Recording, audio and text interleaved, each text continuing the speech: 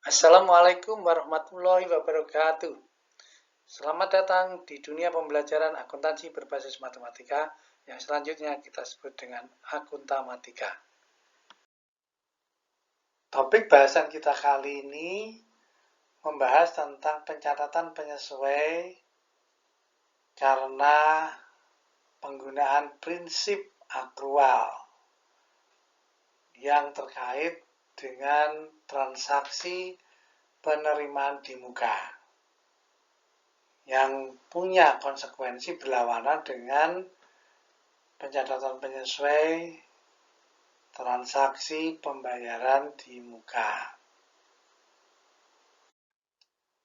Terdapat 4 topik bahasan yang kita bahas.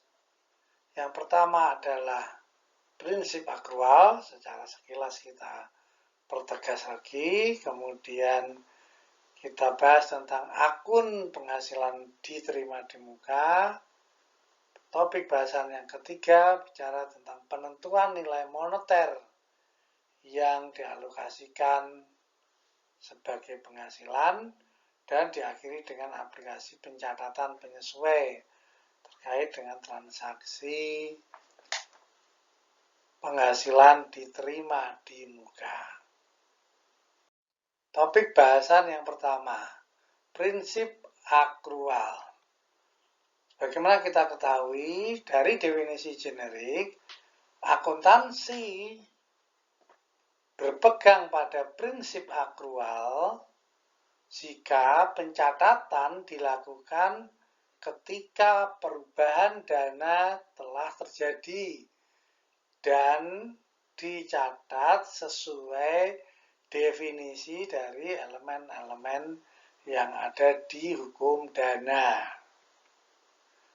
Di mana kemudian per definisi spesifik, prinsip akrual berarti penghasilan atau biaya dicatat ketika penghasilan atau biaya tersebut telah terjadi. Prinsip basis akrual ini sering ditandingkan dengan prinsip basis kas, di mana dengan prinsip basis kas, penghasilan atau biaya dicatat seiring dengan penerimaan atau pengeluaran kas tersebut. Manfaat prinsip akrual. Yang pertama jelas bahwa dengan berpegang pada prinsip akrual maka informasi akuntansi menyajikan fakta yang sesungguhnya sesuai dengan definisi yang berlaku. Nah, kemudian pencatatan akan berbicara pada definisi elemen yang ada di hukum dana. Dalam kasus penerimaan di muka ini, maka yang terkait adalah pengakuan penghasilan dan liabilitas. Dengan prinsip akrual, otomatis kemudian informasi keuangan terkait dengan penghasilan dan liabilitas akan akurat. Sementara dengan basis kas justru berisiko sebaliknya. Karena meskipun kita menerima kas sekarang, tetapi sebenarnya kita masih punya kewajiban untuk memberikan jasa atau menyerahkan jasa kepada pihak yang lain. Topik bahasan yang kedua, akun penghasilan diterima di muka. Akun ini ditranslasi dari terminologi Inggris unearned revenues. Kalau di Indonesia, penamaan ini menyesuaikan rancang bangun. Ada sebagian yang menyebut dengan penghasilan diterima di muka, ada yang menyebut dengan diterima di muka penghasilan, ataupun nama-nama yang lain. Dan itu tidak ada masalah. Sepanjang penggunaannya konsisten tentunya. Akun penghasilan diterima di muka merupakan elemen liabilitas. Walaupun nama awalnya berasal dari kata penghasilan, tetapi karena diterima di muka, maka dia adalah elemen liabilitas. Perusahaan punya kewajiban di masa yang akan datang untuk menyerahkan dananya sesuai dengan kesepakatan. Nah, sebenarnya transaksi penerimaan di muka itu setiap hari terjadi perubahan dari liabilitas menjadi penghasilan. Namun, terutama di sistem manual, alasan kepraktisan akan dilakukan pengakuan tersebut melalui pencatatan penyesuai. Topik bahasan yang ketiga, penentuan nilai moneter penghasilan. Penghitungan proporsi liabilitas yang berubah menjadi penghasilan lazim dilakukan secara periodik, bergantung kebijakan perusahaan. Dasar penghitungan bisa harian, kalau di era sekarang ini dimungkinkan adanya industri 4.0, maka penghitungan bisa dilakukan harian, atau mingguan, atau bahkan kemudian tahunan.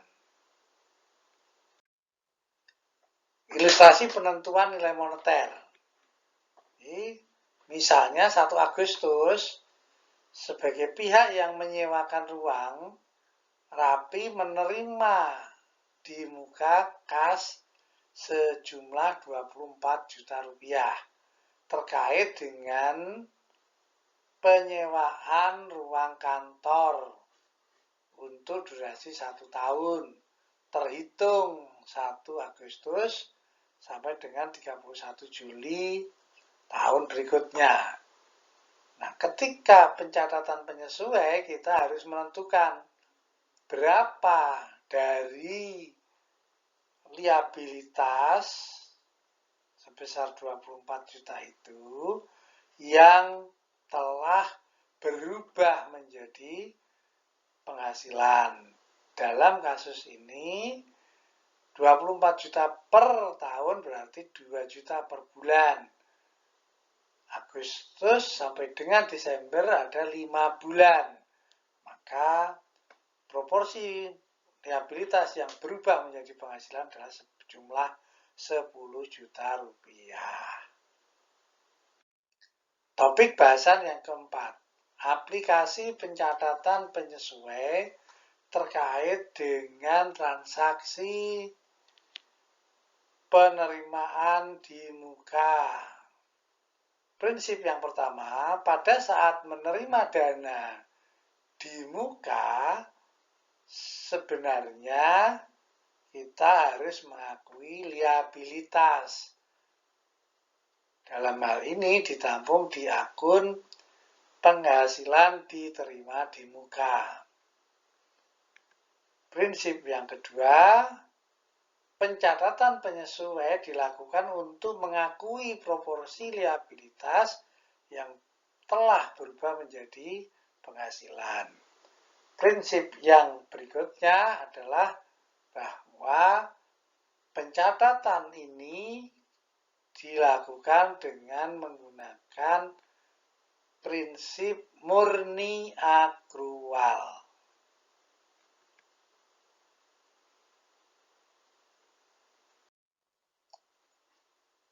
Mengapa perlu pencatatan penyesuai untuk penerimaan di muka?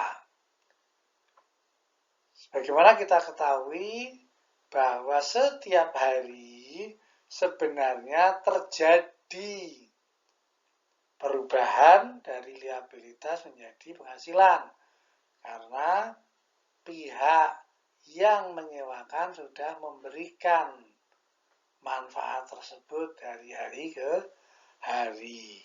Namun karena alasan kepraktisan, terutama di sistem manual, transaksi tersebut tidak dicatat.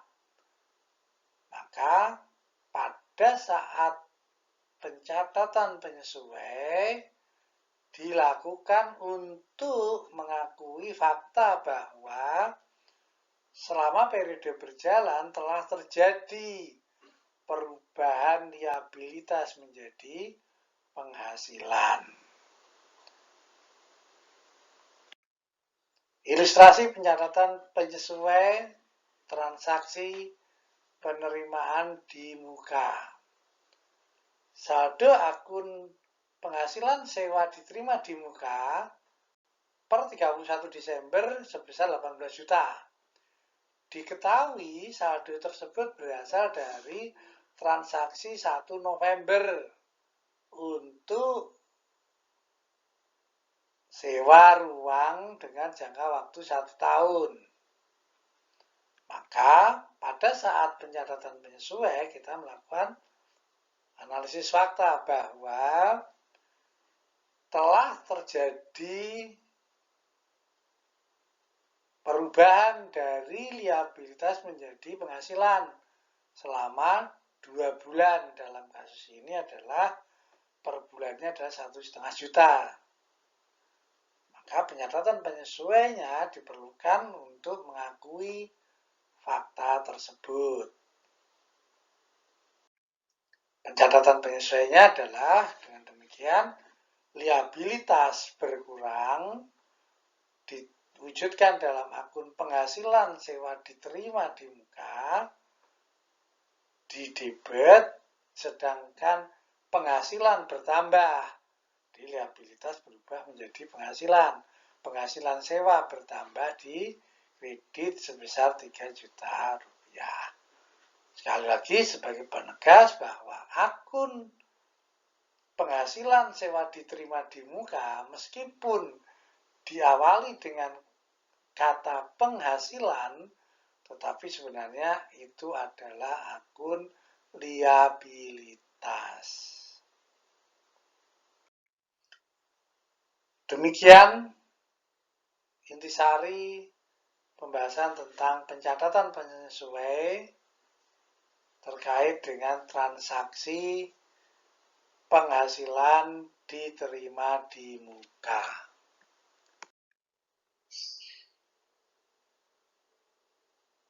Pada akhirnya kami mengucapkan terima kasih. Semoga apa yang kita diskusikan bermanfaat bagi kita dalam rangka mempelajari ilmu akuntansi.